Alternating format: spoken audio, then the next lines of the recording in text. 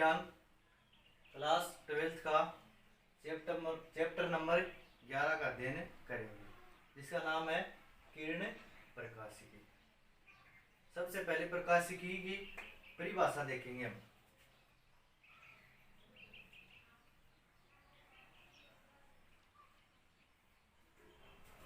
प्रकाशिकी या फिर ऑप्टिक्स, इसकी परिभाषा देखेंगे। सबसे पहले परिभाषा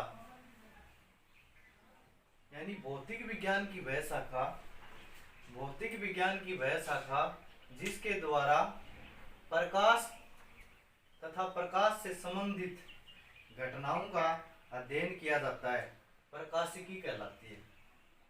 यानी भौतिक विज्ञान की वह शाखा जिसके द्वारा प्रकाश तथा प्रकाश से संबंधित घटनाओं का अध्ययन किया जाता है, प्रकाशिकी या ऑप्टिक्स कहलाती है। प्रकाशिकी या ऑप्टिक्स कहलाती है। फिर इसके बाद में प्रकाश का सामान्य परिचय। प्रकाश के द्वारा हमें वस्तुएं दिखाई देती हैं। यानी कि अगर प्रकाश नहीं होगा तो कोई भी वस्तुएं दिखाई नहीं देगी। तो प्रकाश वस्तुओं को देखने में सहायक होता है।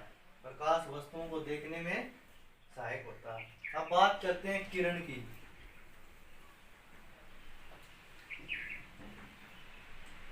प्रकाश का जो सीधी रेखा में गमन होता है, प्रकाश का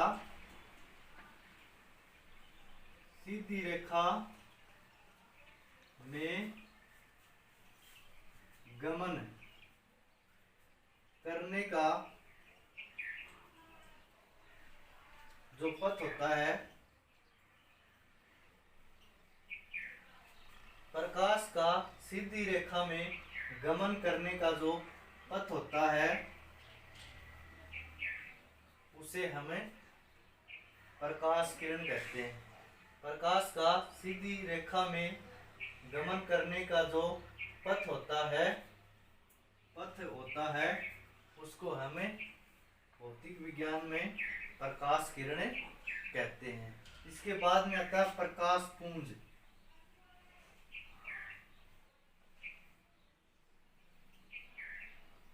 प्रकाश पुंज यानी कि ये जो प्रकाश की किरणें होती हैं, इनका जो समूह होता है, यानी प्रकाश किरणों का समूह, प्रकाश की किरणों का समूह क्या कहलाता है? प्रकाश पुंज कहलाता है। यानी कि किरणों का जो ग्रुप होता है या फिर जो बहुत सारी किरणें आती हैं, उनको प्रकाश पुंज कहते हैं। उनको प्रकाश पुंज कहते हैं। प्रकाश का परावर्तन, रिफ्लेक्शन ऑफ लाइट, यानी कि किरण प्रकाशिकी का जो पहला टॉपिक है वो है प्रकाश का परावर्तन। इसमें पढ़ेंगे हम प्रकाश के परावर्तन की परिभाषा। यानी जब प्रकाश की किरण या किरणों का समूह, जब प्रकाश की किरण एक माध्यम से चलकर दूसरे माध्यम में किसी पृथककारी पथ से टकराकर वापिस उसी माध्यम में लौट आती है, इस प्रकार की घटना को प्रकाश का परावर्तन कहते हैं। यानी कि प्रकाश की किरण एक माध्यम से चलकर दूसरे माध्यम में किसी पृथककारी पथ से टकराकर वापिस उसी माध्यम में लौट आती है, इस प्रकार की घटना को प्रकाश का परावर्तन कहते हैं, रिफ्लेक्शन ऑफ लाइट। तो हमने मान लिया ये एक समतल दर्पण है। डायग्राम के द्वारा समझेंगे हमें कि प्रकाश का परावर्तन कैसे होता है। ये डायग्राम मान लिया, इसको नाम दे दिया ए और बी, और ये दर्पण का नाम दे दिया समतल दर्पण। क्या नाम दे दिया? समतल दर्पण। तो जब प्रकाश की किरण एक माध्यम से चलकर, जब प्रकाश की किरण एक माध्यम से चलकर किसी पृथककारी पृष्ठ, ये है पृथककारी पृष्ठ। पृथककारी पृष्ठ वह पृष्ठ होता है जिसे प्रकाश की किरण टकराती है। तो प्रकाश की किरण एक माध्यम से चलकर किसी पृथककारी पृष्ठ से टकराकर वापिस उसी माध्यम में लौट आती है, वापिस उसी माध्यम में लौट आती है। इस प्रकार की घटना को प्रकाश का परावर्तन कहते हैं। तो इसके बीच में हम एक बनाएंगे अभिलंब। ये हमारा हो गया अभिलंब, यानी कि ये नॉर्मल हो गया। और आने वाली प्रकाश की किरण को आपतित किरण कहते हैं। आने वाली प्रकाश की किरण को आपतित किरण कहते हैं। ये जो प्रकाश की किरण आ रही है इसको आपतित किरण कहते हैं। और पृथककारी पृष्ठ से टकराकर वापिस जाने वाली किरण को परावर्तित किरण कहते हैं। परावर्तित किरण कहते हैं। आने वाली जो प्रकाश की किरण है इसका नाम होता है आपतित किरण। टकराकर वापिस जाने वाली किरण होती है परावर्तित किरण। और ये बीच में जो होता है ये होता है अभिलंब। इसको एंड से डिनोट करते हैं क्योंकि इंग्लिश में नॉर्मल कहते हैं। क्या कहते हैं? नॉर्मल कहते हैं इसको इंग्लिश में। तो आपतित किरण के साथ जो एंगल बनता है उसको हमें आपतन कोण कहते हैं। आपतित किरण के साथ जो कोण बनता है उसको हमें आपतन कोण कहते हैं और आई से डिनोट करते हैं। इसके बाद में है परावर्तित किरण के साथ जो एंगल बनता है उसको हमें परावर्तन कोण कहते हैं और आर से डिनोट करते हैं।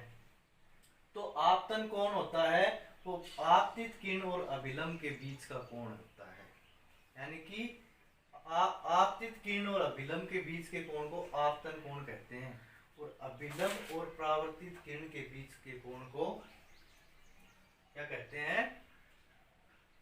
परावर्तन कोण कहते हैं। तो यहां से हमें निष्कर्ष मिलता है कि जितने कोण पर जो किरण आती है वो उसी कोण से वापिस लौट आती है, यानी कि जितने कोण से आपतित हुई उसी कोण से परावर्तित हो जाती है। तो यहाँ पे अगर 45 डिग्री पे ये आपतित हुई यानी कि गिराई जाती है तो 45 डिग्री पर टकराने के बाद में वापिस लौट जाती है। तो आपतन कोण और परावर्तन कोण बराबर होते हैं। कई बार पूछ लिया जाता है कि आपतन कोण आई का मान 30 डिग्री है तो परावर्तन कोण का मान कितना होगा, यानी कि आपतन कोण का मान अगर 45 डिग्री है तो परावर्तन कोण का मान भी कितना होगा? 45 डिग्री, क्योंकि आपतन कोण और परावर्तन कोण बराबर होते हैं।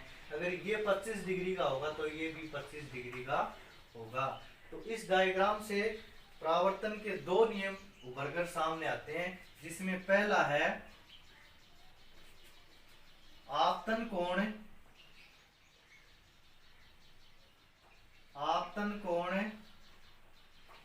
आई, आपतन कोण आई व परावर्तन कोण आर। आपतन कोण आई व परावर्तन कोण आर आपस में बराबर होते हैं। आपतन कोण आई व परावर्तन कोण आपस में बराबर होते हैं। इसको हम इस प्रकार लिख सकते हैं, angle I is equal to angle R. ये हमारा परावर्तन का पहला नियम है। आपतन कोण आई परावर्तन कोण आर दोनों आपस में बराबर होते हैं। तो इसको हम इस प्रकार लिख सकते हैं, कोण आई इक्वल टू कोण आर। ये परावर्तन का पहला नियम है। दूसरा जो नियम है वो है आपतित किरण, परावर्तित किरण और अभिलंब तीनों एक ही तल में होते हैं। कौन कौन से? आपतित किरण आने वाली, परावर्तित किरण जाने वाली और इन दोनों के बीच में एक अभिलंब। ये तीनों एक ही तल में होते हैं। कौन से तल में होते हैं? एक ही तल में, ये इनका एक तल है। तो जो दूसरा नियम सामने आया वो आया कि आपतित किरणें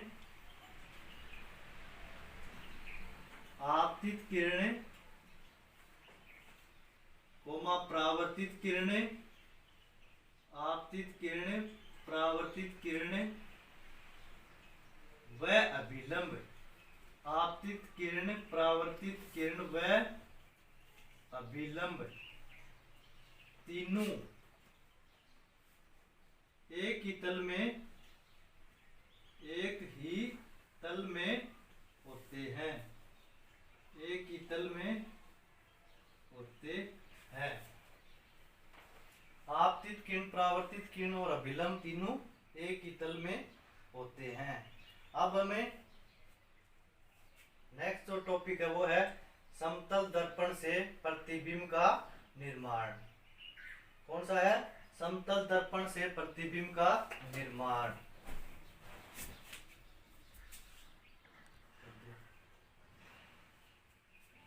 प्रकाश के परावर्तन में, नोट लगा के लिखना है कि प्रकाश के परावर्तन में प्रकाश की चाल, तरंगदैर्घ्य, आवर्ती में कोई परिवर्तन नहीं होता है। तरंगदैर्घ्य, चाल व आवर्ती में कोई परिवर्तन नहीं होता है।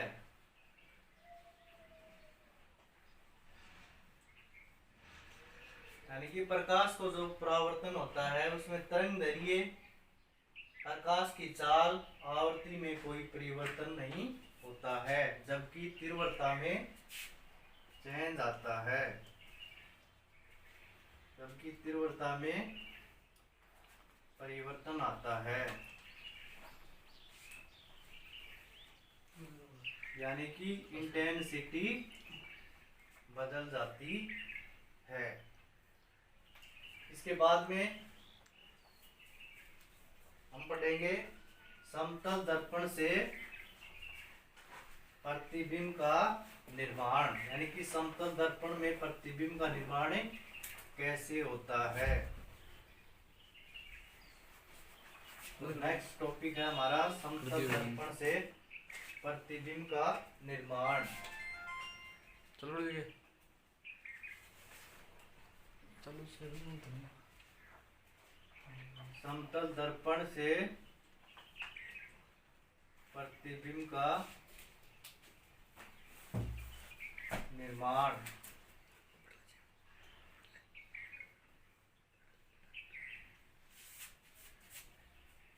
समतल दर्पण से प्रतिबिंब का निर्माण।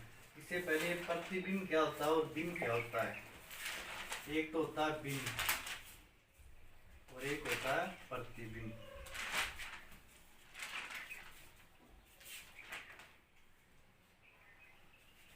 समतल दर्पण से प्रतिबिंब का निर्माण, इसमें एक तो शब्द है बिंब और एक है प्रतिबिंब।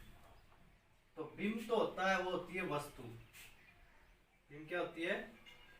वस्तु। बिंब तो वस्तु होती है और प्रतिबिंब उसकी परछाई होती है। बिंब वस्तु होती है और प्रतिबिंब उसकी परछाई होती है। तो समतल दर्पण से प्रतिबिंब का निर्माण कैसे होता है। हमने एक समतल दर्पण ले लिया,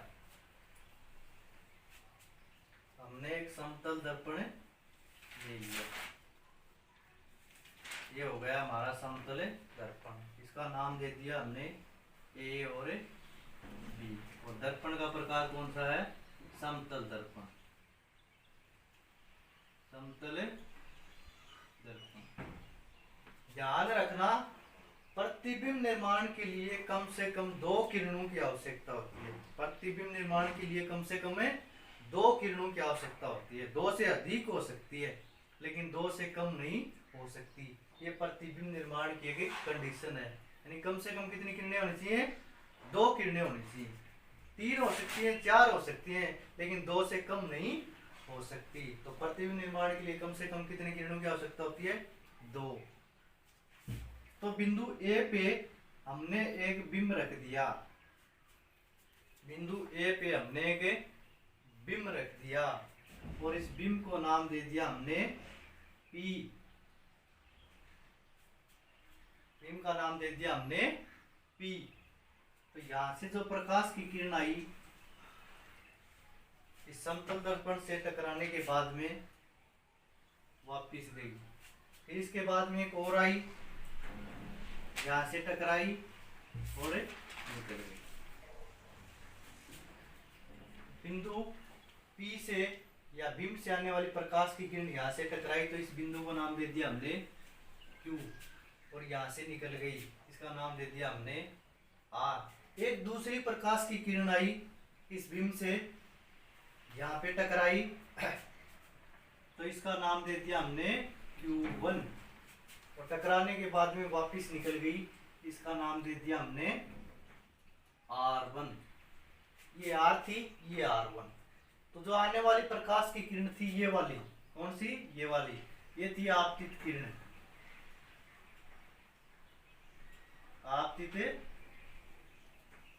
किरण यहां से टकराई बिंदु Q से और इस साइड में निकल गई, तो ये हो गई इसकी परावर्तित किरण। परावर्तित किरण। इसी प्रकार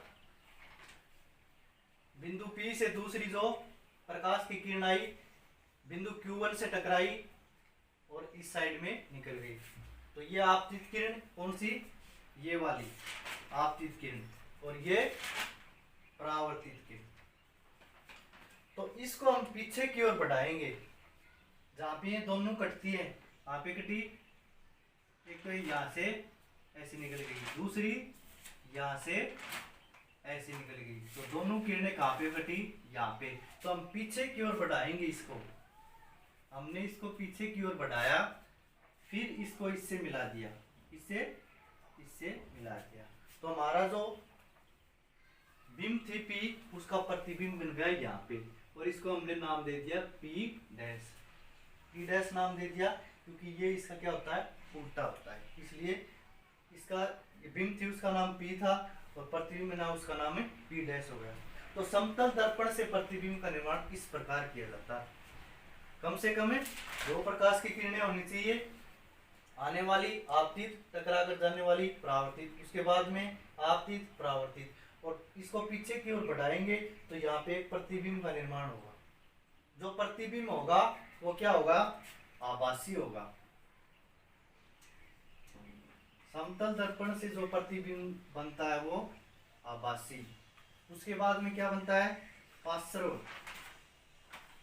पार्श्व का मतलब पीछे की ओर, आभासी बनता है, पार्श्व बनता है पीछे की ओर और उल्टा बनता है, सीधा बनता है, इससे सीधा।